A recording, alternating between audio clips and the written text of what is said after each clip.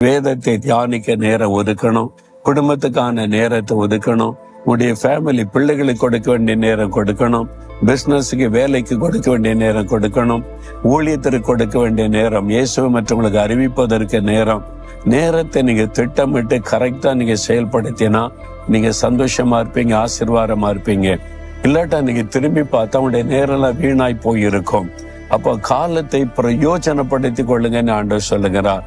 இன்றைக்கு உள்ள காரியத்தை நீங்க திட்டமிட்டு கரெக்டா செயல்படுத்தணும்.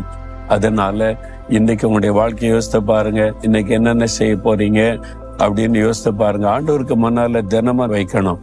ஆண்டவரே, இன்னைக்கு எதை செய்ய போறேன், இந்த காரியத்துல உதவி செய்யும், என்னை வழி நடத்தி எனக்கு கிருபை தாருன்னு சொல்லி ஒவ்வொரு காரியத்துல நீங்க கவனம் செலுத்தி அந்தந்த நேரத்துல அந்தந்த காரியத்தை நீங்க முடிக்கணும். அதற்கு ஆண்டவர் கிருபை தருவார்.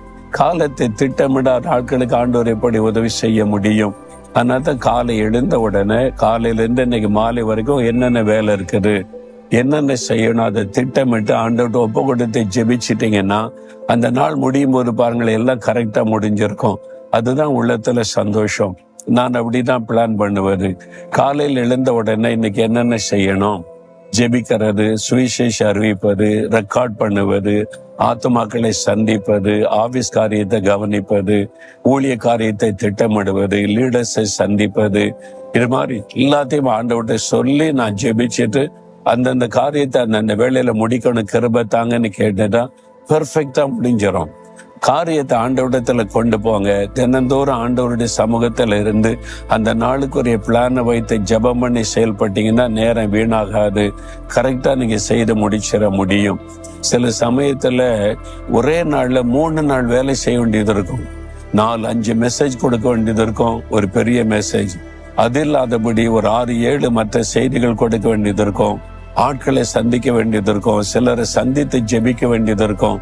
காலையில யோசித்து பார்த்தா இவ்வளவு காரியத்தை இன்னைக்கு முடிக்க முடியுமா அப்படின்னு தோணும். 3 நாள் வேலையா இருக்குது அப்படின்னு சொல்லி அந்த ஆண்டவரிடத்தை வைத்து ஜெபம் பண்ணி இத்தனை வேலைகளை செய்து முடிக்க கிருபை தாங்க, பெர்ஃபெக்டா செய்யணும்னு ஜெபம் பண்ணிட்டா டக்குன்னு அந்தந்த காரியெல்லாம் செய்து முடிக்கப்பட்டு மாலையில பாத்தீங்கன்னா ஒரு பெரிய சந்தோஷம் இருக்கும்.